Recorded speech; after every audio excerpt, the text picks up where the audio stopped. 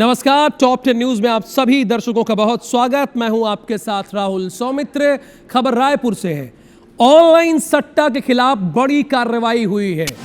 Online सट्टा के खिलाफ ये कार्रवाई हुई है।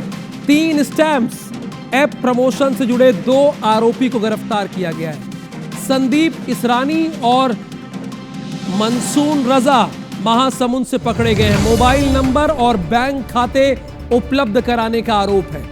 ग्रामीणों से खाते लेकर सट्टा नेटवर्क में इस्तेमाल करते थे। बाबू खेमानी का फुफेरा भाई है संदीप इसरानी।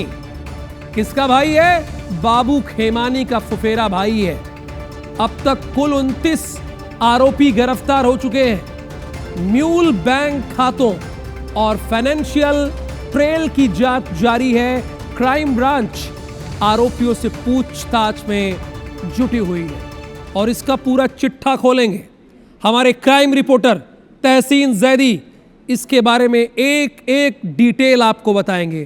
तहसीन, अगर आपको मेरी आवाज मिल रही हो तो अब आपको बोलना है। देखिए, ऑनलाइन 3 स्टम्प्स ऐप के जो प्रमोशन में संचालित जो आरोपी पूर्व में गिरफ्तार हुआ है बाबू खेमानी, उसकी जब एंड टू एंड इसकी जांच की गई तो कई चौंकाने वाले तथ्य सामने आए। उसके बाद जो है इसके एक कजिन ब्रदर जो है उनको गिरफ्तार किया है, संदीप इसरानी, और जो उसका एक रजा, उनको गिरफ्तार किया गया है और महासमुंद से गिरफ्तार किया गया। और उनके द्वारा जो है अभी तक जो बात सामने आई है कि ये लोग जो हैं उनको ग्रामीणों से छलपूर्वक मोबाइल और बैंक खाता नंबर लेकर इनको पैनल में उपयोग कर रहे थे।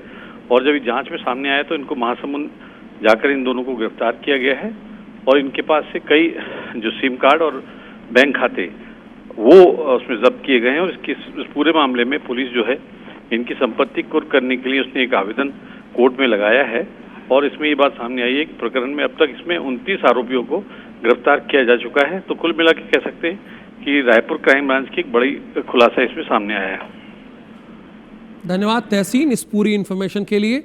कुल 29 लोगों को अब तक गिरफ्तार किया गया है और यही नहीं, इनकी संपत्ति कुर्क भी की जाएगी। खबर फतेहपुर से है। 6 दबंगों ने युवक पर अटैक किया है। लाठियों से पीट कर मौत के घाट उतार दिया गया। पिटाई का वीडियो वायरल हो रहा है। पिटाई का कारण अज्ञात है। आरोपियों की तलाश में पुलिस जुटी हुई है। हुसैनगंज थाना क्षेत्र का यह मामला बताया जा रहा है। लाठियों से पीट कर मौत के घाट उतार दिया। 6 दबंगों ने ऐसा किया।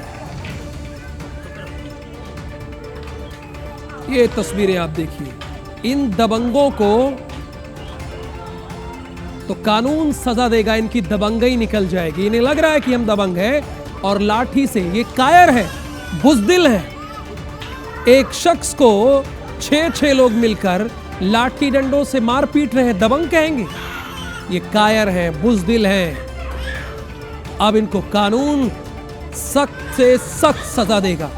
कि क्या हम आज के समय में सभ्य समाज में हम ये देख सकते हैं कि किसी को मारा जा रहा है इस तरह से लाठी डंडों से पीट कर?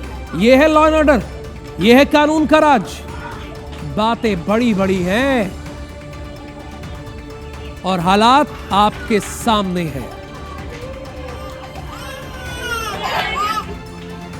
इधर इंदौर में पुलिस कर्मियों को कार ने जोरदार टक्कर मारी है। इंदौर में पुलिस कर्मियों को कार ने जोरदार टक्कर मारी है। दिखाइए फुटेज तो जरा। सीसीटीवी फुटेज हमारे पास है। दोनों पुलिसकर्मी गंभीर रूप से घायल हो गए हैं। कार से टक्कर मारने वाला भी पुलिसकर्मी है। अब देखिए, जिसने टक्कर मारा वो भी पुलिस वाला, जिसको टक्कर मारा गया वो भी पुलिस वाला, टक्कर मारने वाला भी पुलिस वाला है और जिसको टक्कर लगी वो भी पुलिस वाला है। तो क्या ये जानबूझकर किया गया? समझने वाली बात है ना। जरा वीडियो दिखाइए हमारे दर्शकों को। ये ब्रेकिंग हटाइए, विजुअल लाइए। हाँ गुड, इतना देर नहीं होना चाहिए। ये तस्वीरें जरा देखिए। ये बहुत स्पीड में था। देखिए, ये बहुत तेजी से चला रहा था और ये दोनों पुलिसकर्मी किनारे खड़े थे। इन्हें तो इस बात का अंदाजा भी नहीं होगा। देखिए वो बंदूक साथ टांगा हुआ है, अपनी ड्यूटी कर रहा होगा और वो दूसरे पुलिसकर्मी से बात करता है। इतनी तेज गति से वो निकाल रहा है। पुलिसकर्मियों को कार ने जोरदार टक्कर मारी है। दोनों पुलिसकर्मी गंभीर हो, उसमें कोई दो राय नहीं है। जिस तरीके से टक्कर मारी गई है, अंशुल कैसे हुआ ये? चूंकि अभी जब ब्रेकिंग पड़ रहा था जो आपने दिया, मुझे तो लगा कि ये जानबूझकर किया गया। चूंकि आप ग्राउंड पर हैं, आप इंदौर से हैं, तो आप बेहतर बता पाएंगे। हमारे दर्शकों को बताइए। बिल्कुल राहुल, आपको ये बता दूं कि ये कल का मामला है जहां पर कि एक पुलिसकर्मी तेज रफ्तार कार जो है वो दौड़ा रहा था और इसी दौरान ड्यूटी कर रहे दो जवानों को उसने गंभीर रूप से टक्कर मारकर घायल कर दिया था। जब इस पूरे मामले की जांच की गई तो उसमें सीसीटीवी फुटेज सामने आया और सीसीटीवी फुटेज से हादसा जो है उसकी खौफनाक तस्वीरें जो है वो भी सामने आई, जिसमें साफ दिखाई दे रहा है कि दोनों पुलिसकर्मी जो है वो राजेंद्र नगर थाना क्षेत्र में अपनी ड्यूटी जो है वो कर रहे थे और इसी दौरान तेज रफ्तार कार जो है वो आती है और उनको टक्कर मार देती है और टक्कर इतनी जबरदस्त होती है कि दोनों आरक्षक जो हैं वो काफी दूर तक उछलकर जा गिरते हैं। कार से उड़ाने वाला आरोपी चालक जो है वो भी पुलिसकर्मी है और टीआरपी लाइन में वो पदस्थ है और प्रारंभिक जांच में भी ये सामने आया है कि जो पुलिसकर्मी है वो काफी नशे में था और नशे में तेज रफ्तार कार जो है वो दौड़ा रहा था। लेकिन सबसे बड़ी बात यह है राहुल कि यही पुलिस जो है ये लोगों पर चालानी कार्रवाई करती है, लोगों को पकड़ने का काम करती है और जो लोग ड्रिंक एंड ड्राइव करते हैं उनकी गाड़ियां तक को जब्त कर लेती है। लेकिन वही पुलिस जो है वो नशे में तेज रफ्तार कार जो है वो सड़क पर दौड़ाती है और दो पुलिस कर्मियों को ही टक्कर मार देती है जो गंभीर रूप से घायल है और अब उनका इलाज अस्पताल में किया जा रहा है। तो कहीं ना कहीं खाकी का सम्मान जो है वो शायद यहाँ पर खतरे में जरूर दिखाई दे रहा है। हालांकि पुलिस अधिकारियों का भी कहना है कि जो आरक्षक है उसे गिरफ्तार कर लिया गया है और विभागीय जांच जो है आरक्षक की वो भी शुरू कर दी गई है। लेकिन सवाल यही खड़े हो रहे हैं कि जिस खाकी का काम इन ऐसे लोगों को रोकना है वही इस तरह का काम करेगा तो कैसे कानून अपना काम जो है वो कर पाएगा, कैसे ड्रिंक एंड ड्राइव कर रहे लोगों को रोका जा सकेगा। जी राहुल, धन्यवाद जानकारी के लिए अंशुल आपका। जो जिसने टक्कर मारी वो भी पुलिस वाला था, शराब के नशे में धुत था और जिन्हें टक्कर लगी जोरदार वो तो अपनी ड्यूटी कर रहे थे। अब खबर पुणे से है, इंदौर के बाद पुणे से खबर। नाबालिग से रेप और मर्डर का विरोध पुणे में किया जा रहा है। सड़क पर हजारों लोग उतर आए हैं। ट्रैफिक पूरी तरह से ठप हो गया है। पुणे बेंगलुरु हाईवे जाम हो गया है क्योंकि नाबालिग से रेप और मर्डर का विरोध हो रहा है। ये देखिए आप, ये पूरा पुणे बेंगलुरु जो ट्रैफिक है वो जाम हो गया है। हजार लोग सड़क पर उतर आए हैं। ट्रैफिक ठप, पुणे बेंगलुरु हाईवे जाम। क्यों जाम? नाबालिग से रेप हुआ, उसका मर्डर किया गया, आरोपी गिरफ्तार हुआ है। 4 साल की बच्ची से जो भी बामुश्किल ABCD रटी होगी, का से ज्ञा तक उसने सीखा होगा, अभी वो शब्द बना बना के पूरी तरह से बोल भी नहीं सकती। उसके साथ एक 65 साल का बुजुर्ग जिसको रिटायर, अगर वो कोई नौकरी कर रहा होगा, उसको रिटायर हुए 6-7 साल हो गए होंगे। बच्ची से रेप। देखिए ये विरोध है जो पहली तस्वीर में आप देख रहे हैं। लोग सड़कों पर उतर आए हैं, विरोध कर रहे हैं।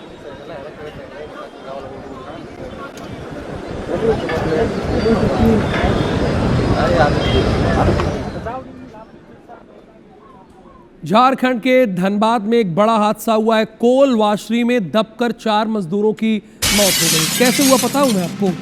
लोड करते समय मजदूर कोयले में दब गए बेचारे। रेस्क्यू ऑपरेशन जारी है। धनबाद में बड़ा हादसा हुआ है। कोल वाशरी में दबकर 4 मजदूरों की मौत हो गई। कैसे हुआ? ये मजदूर अपना काम कर रहे थे बेचारे। लोड करते समय मजदूर कोयले में दबे। अब क्या होगा? कुछ लोग झुंझुना पकड़ा देंगे मुआवजे का, लेकिन जिसके घर से उनका पिता, उनका पति, उनका भाई, उनका बेटा चला गया, वो आपके मुआवजे के 1 लाख 2 लाख से क्या करेंगे? उनकी जिंदगी चली जाएगी, चल जाएगी आगे की। लापरवाही हो रही है, लापरवाही। कोल वाशरी में लापरवाही है, मैं बोल रहा हूं आपको। ये मोटा मोटा मुनाफा कमाते, ये मजदूरों को कुछ नहीं समझते, मजदूर को, लेबर को ये कुछ भी नहीं समझते। सोचते हमारा काम हो गया, बस खत्म। जबलपुर से खबर है, जबलपुर के बरगी बांध में हुए दर्दनाक हादसे। ले आइए स्क्रीन पर प्लीज, मुझे स्क्रीन पर ले आइए।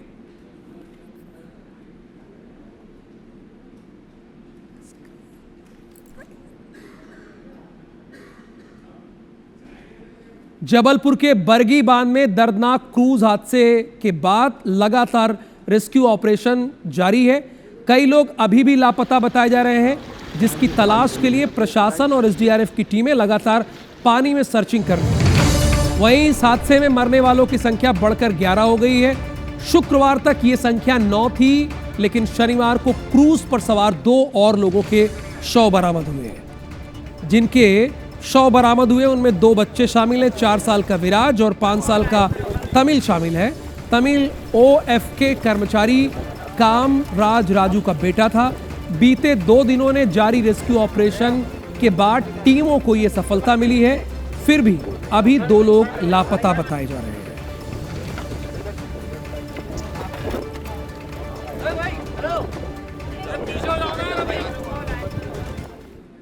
जबलपुर के बरगी बांध में दर्दनाक क्रूज हादसे के जख्म ताजे हैं और कई परिवार मातम में डूबे हैं। सीएम मोहन यादव ने सख्त निर्देश दिए हैं कि बिना सुरक्षा इंतजाम के एक भी नाव पानी में नहीं उतरेगी। सरकार की इस सख्ती का रियलिटी चेक करने के लिए IBC 24 की टीम मैदान में उतरी, प्रदेश के अलग अलग नदी घाटों का जायजा लिया, लेकिन जो तस्वीरें सामने आई उसने हैरान कर दिया।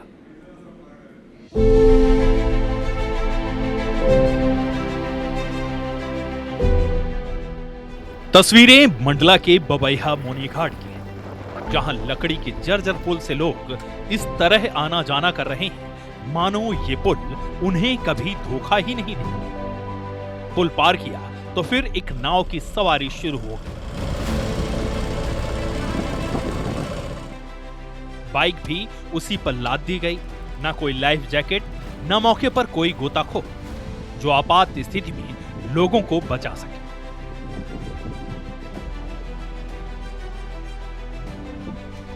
यह हाल तब है जब बरगी डैम में हुए हादसे के बाद सीएम मोहन यादव ने लाइफ जैकेट को लेकर सख्त निर्देश दिए, लेकिन लगता है मंडला जिला प्रशासन ने सीएम के आदेशों को ठंडे बस्ते में डाला।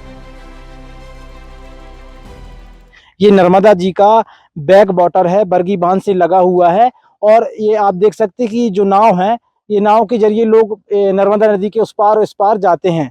लेकिन अभी कुछ तस्वीर इस घाट पर नजर आई थी जिसमें जो पर्यटक थे, जो लोग थे नाव में सवार होकर जो जा रहे थे, आवाजाही कर रहे थे, उनमें कोई ना लाइफ जैकेट पहनाया गया था, ना किसी प्रकार की सुरक्षा के इंतजाम किए गए थे। हरदा की तस्वीर भी इससे ज्यादा अलग नहीं है। जिला मुख्यालय से महज 40 किलोमीटर दूर गोंदागांव खुर्द में लोग नर्मदा नदी पार करने के लिए नाव का सहारा ले रहे हैं। लेकिन जरा इस नाव में देखिए, जिसमें सुरक्षा के कोई खास इंतजाम नहीं, रेलिंग तक नहीं लगी है। अगर गलती से कोई इस नाव से नदी में गिरा और अगर उसे तैरना नहीं आता तो उसकी जान जाना तय है, क्योंकि नाव में सवार लोगों ने लाइफ जैकेट भी नहीं पहने। आपको बता दें कि हरदा जिले के करताना क्षेत्र में जो करताना चौक के अंतर्गत जो घाट है गोंदा गांव का, यहाँ पर ये नाव अभी वर्तमान में संचालित की जा रही है। लेकिन अगर वर्तमान में अगर बात करें तो सुरक्षा की दृष्टि से यहाँ पर कोई इंतजाम नहीं है। देख सकते हैं किस प्रकार से यहाँ पर वाहनों को है जो नदी के उस पार, नर्मदा नदी के उस पार पहुंचाया जाएगा। आप क्या करते हैं? नाव चलाते हैं। नाव चला रहे हैं। एक बार में कितने वाहन जाते हैं? 4-6 मोटरसाइकिल, 8 मोटरसाइकिल बस। दृष्टि से क्या है, कोई लाइफ जैकेट वगैरह कुछ है? अभी तो नहीं है, बाकी गया है पटेल लेने के लिए, वो शाम तक लेकर आ जाएंगे। क्रॉस हो रही है तो इसके सुरक्षा की दृष्टि से कोई इंतजाम है? अभी तो कुछ भी नहीं है हाल फिलहाल। अभी आपने सुना होगा कि जबलपुर में एक घटना हुई है, इसमें 9 लोगों की मौत हो गई है। कैसे देखते हैं आप उसको? यहाँ पर होना चाहिए, कुछ ना कुछ तो व्यवस्था होनी चाहिए। हमारे देश में सरकार और प्रशासन का मिजाज आग लगने पर कुआं खोदने वाला है। यानी जब कोई बड़ी घटना हो जाए तो आनन फानन में जरूरी कदम उठाए जाएं, दिशा निर्देश जारी किए जाएं, लेकिन फिर कुछ समय बाद सब ठंडे बस्ते में डाल दिया जाए। लेकिन जबलपुर में इतने बड़े हादसे के बाद भी ऐसी लापरवाही साफ बताती है कि ना तो लोगों को अपनी जान की परवाह है और न ही प्रशासन ने अभी तक जबलपुर हादसे से कोई सबक लिया। मंडला से देवेंद्र चौधरी और हरदा से कपिल शर्मा के साथ ब्यूरो रिपोर्ट IBC 24। छत्तीसगढ़ के कांकेर नारायणपुर बॉर्डर पर आईडी ब्लास्ट में डीआरजी के 4 जवान शहीद हो गए। शनिवार सुबह फोर्स कोड़ा के जंगल में सर्च ऑपरेशन के लिए निकली थी। इसी बीच बिछाई गई आईडी को डिफ्यूज करते समय अचानक धमाका हो गया। बताया जा रहा है कि धमाका इतना तेज था कि मौके पर मौजूद जवानों को संभलने का मौका तक नहीं मिला। हादसे में घायल जवानों का तुरंत रेस्क्यू किया गया। इस दौरान 3 जवान मौके पर ही शहीद हो गए, जबकि 1 जवान को रायपुर रेफर किया गया था, लेकिन डॉक्टर्स ने अस्पताल पहुंचने से पहले उन्हें मृत घोषित कर दिया।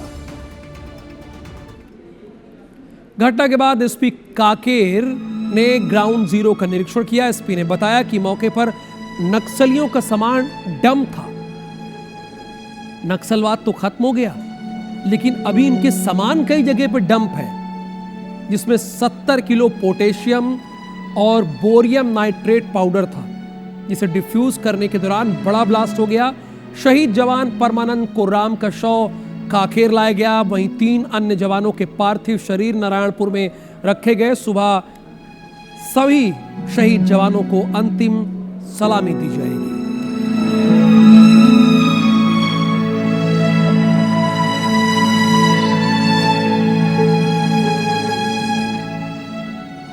रिकवरी के लिए गए थे, उसमें कुछ इलेक्ट्रॉनिक सामग्री और जो विस्फोटक सामग्री को रखा हुआ इसकी जानकारी थी। तो जो आत्मसमर्पित नक्सली के ही इसमें सभी लोग गए थे, तो उसको रिकवर भी किए थे और BDS टीम भी साथ में उसको पूरी सुरक्षा के जितने भी नियमों का पालन करते उसको रिकवर किए।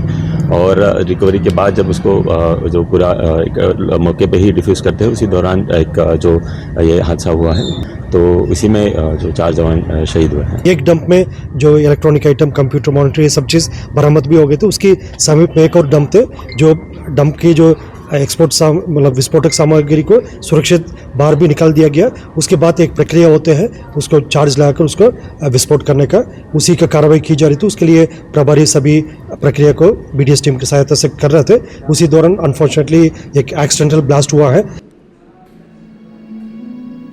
डीआरजी के 4 जवान शहीद होने पर सीएम साय ने एक्स पोस्ट करके शहीद जवानों को अपनी श्रद्धांजलि अर्पित की है।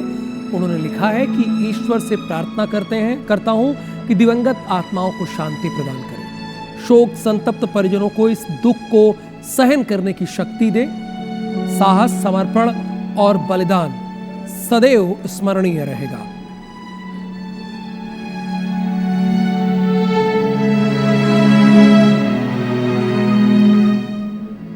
राजधानी रायपुर में जल संकट अब एक गंभीर समस्या बनता जा रहा है। शहर के 70 में से 35 वार्ड पानी की किल्लत से जूझ रहे हैं। वहीं जहां पानी मिल भी रहा है, वहां लोग दूषित बदबूदार पानी पीने को मजबूर हैं। नालों का गंदा पानी अब सीधे जल स्रोतों तक पहुंच रहा है। जिम्मेदार कार्रवाई के बजाय क्या कर रहे हैं पता है आपको? ये दावे कर रहे हैं, बड़ी बड़ी बातें कर रहे हैं।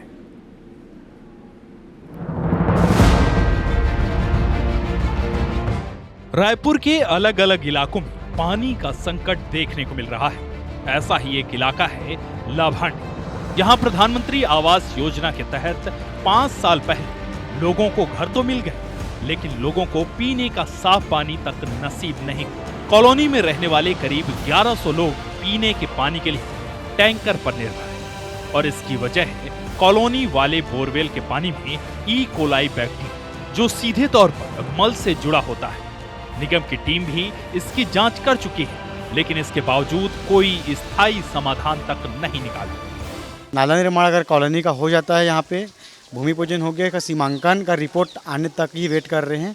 उसके बाद से कार्य चालू करेंगे। जब भी चेक करेंगे यहाँ का पानी में इकोलाई आ रहा है, क्योंकि पानी चारों तरफ फैला हुआ है। ना इकोलाइट पानी का टेस्ट करवाए थे, उसमें ना इकोलाइट बैक्टीरिया का काफ़ी ज़्यादा मात्रा में उसमें है, जिसके कारण से उसको पीने के लिए वो लोग बोलते हैं कि जानबूझ के जहर पीना सही नहीं है, लेकिन इस चीज़ का निवारण करना भी उनका काम है। तो उस चीज़ को वो लोग अनदेखा कर रहे हैं। जैसे गर्मी का सीजन आता है, लेवल से नीचे ही चला जाता है। उसके बाद क्या है, सीपेज होता है, तो लेटरिन बाथरूम का पानी भी सीपेज के द्वारा नहाने में या बाथरूम में जो भी अपना दिनचर्या उसमें यूज़ करने में, जैसे अपन मुंह के अंदर लेते हैं तो उसके कारण इकोलाई शरीर के अंदर जाता है, तो डायरिया वगैरह फैलता है।